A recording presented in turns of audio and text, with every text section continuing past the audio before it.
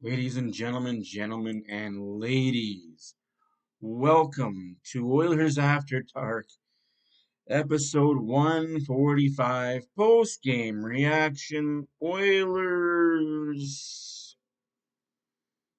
kind of win, lose in overtime, so they get the loser point. Yes, Oilers lose to the Winnipeg Jets 3-2.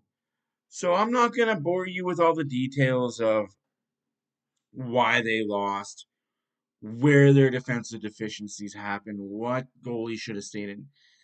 I'm not going to be negative. I'm going to put the positive spin on this. Oilers got a point. Oilers played the last 10 minutes of the game without Connor McDavid. Severity of his injury?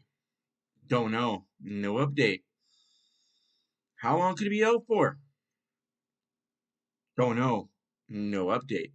Wait till tomorrow. Find out Monday. Wait till Tuesday when they play in Minnesota.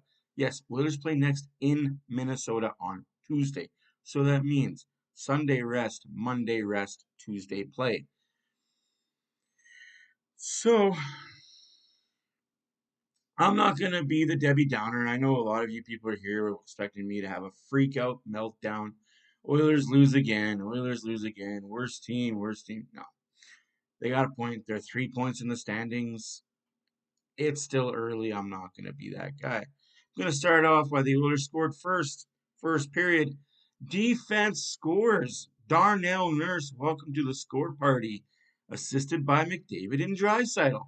Hoorah, hoorah, hoorah. We got on the board. Let's go, let's go. Defense scores. Not just defense, but a guy that's on the radar to be public enemy number one. Well, of course, haterade all over the place with these Oilers fans. And guess what? He scores. Oh, and another guy that's getting all the haterade lately. Bouchard. He scores a power play goal. Okay. Assisted by Draisaitl and McDavid. Something different. Oilers scored on the power play, 1-for-1 after the first period.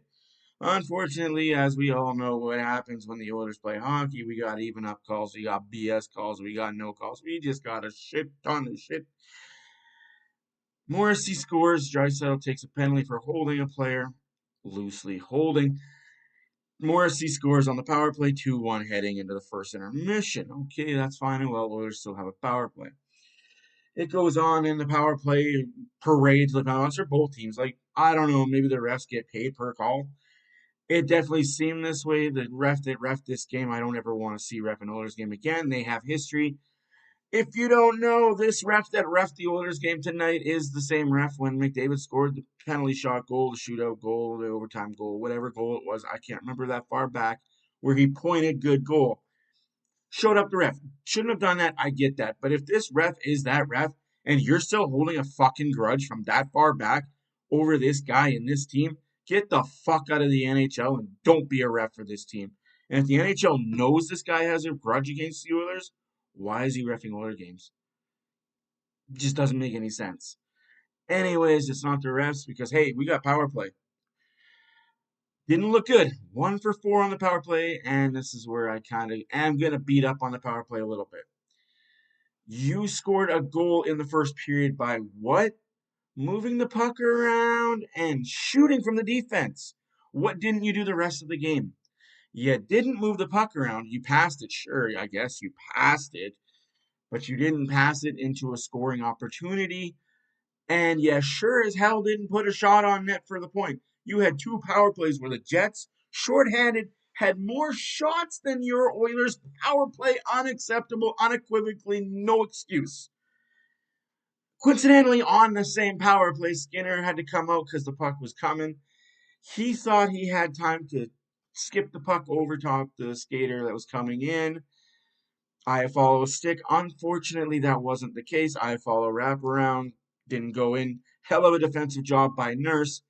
Unfortunately, a Jets player, Gaffe, was there to pot in the empty netter. We have a 2-2 hockey game. Boring third period, but before I get into all that, what a fuck of a fight by Kane. Second period fight. Him and I think it was Dylan. Ding, ding, ding. Drop the gloves. Let's go. Haymakers and lefts and rights. And If it wasn't for the fact that Kane tripped on a stick, they'd still be fighting. Um, I I haven't heard post game. I don't watch post game interviews. I don't need that negative bullshit.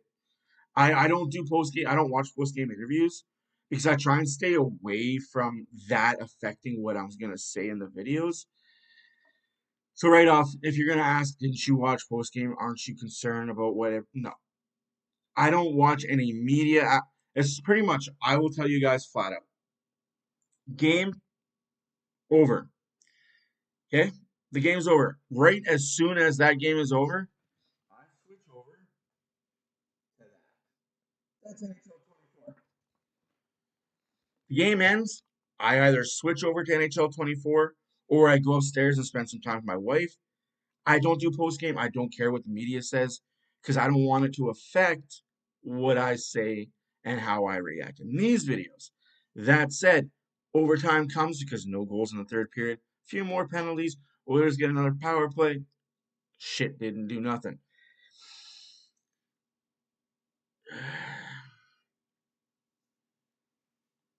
And so on. We go in overtime. No McDavid, like I said, he didn't play the last 7 minutes of the third period.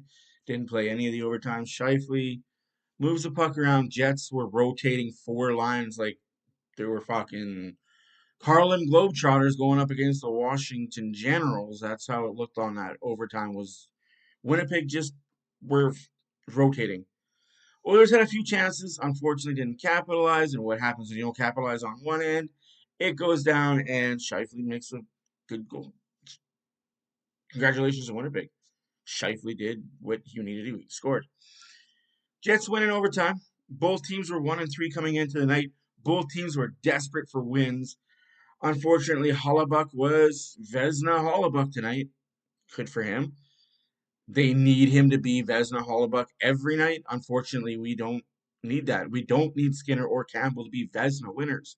We just need Skinner and Campbell to not make mistakes. We don't need them to be perfect. We just don't need them to be the reason we lose. Tonight, just one bad mistake by Skinner, and that's other than that, he was great. Skinner was good. Skinner was great all night. One mistake. Team was good. Team played well enough to win. Couple mistakes. Power play.